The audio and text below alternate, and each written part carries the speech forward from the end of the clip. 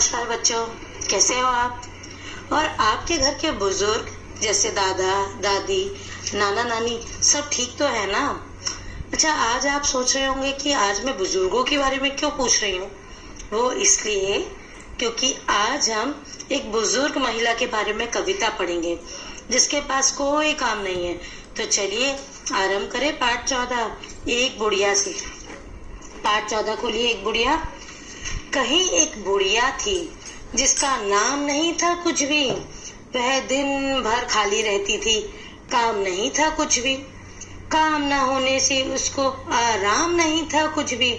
दोपहरी दिन रात सवेरे शाम नहीं थी कुछ भी।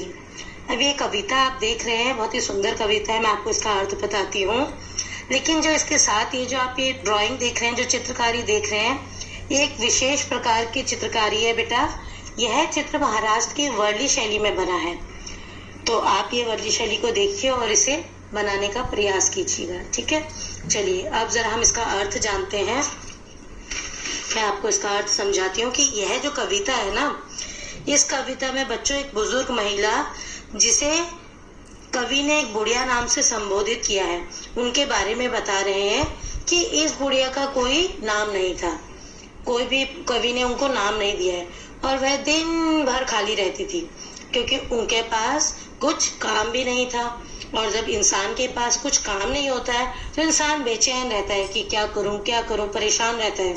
इसी प्रकार यह बुढ़िया औरत भी पूरे दिन काम न होने से परेशान रहती थी। उसके लिए दिन रात, दोपहर, सुबह, रात सब एक जैसी होती थी क्योंकि बेचारी के पास कुछ काम नहीं था।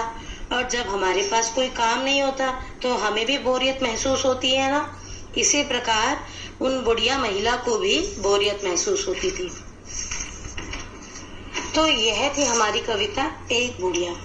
पर बच्चों, यह जो कविता है ना, इसके भीतर एक गहन अर्थ छुपा हुआ है। अब आप सोचोगे गहरा अर्थ वो कैसे? मैं बताती हूँ कि आजकल हम सब एकल परिवार में रह रहे हैं। संयुक्त परिवार जिसमें दादा दादी, चाचा चाची, पूरा परिवार होता था, समाप्त होते जा रहे हैं। ऐसे में बच्चे अपने बूढ़े माता पिता को अकेले रहने को छोड़ देते हैं। तब वह बेचारे भी इस बुढ़िया औरत की तरह अकेले हो जाते हैं क्योंकि कोई उनके साथ बातचीत करने वाला नहीं होता है और ना ही उनके पास बुढ़ापे में कोई काम होता है जिसमें वह अपना ध्यान बटा सके।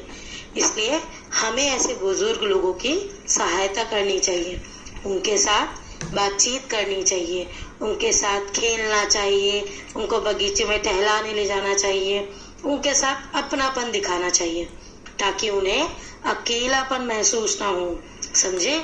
और यदि आपके साथ भी आपके दादा दादी, नाना नानी हो तो हमेशा उनका सम्मान करना, उन्हें भरपूर प्यार देना और उन्हें कभी अकेला मत छोड़ना, ठीक है बेटा। चलिए आते हैं अब इसके अभ्यास कार्य पर।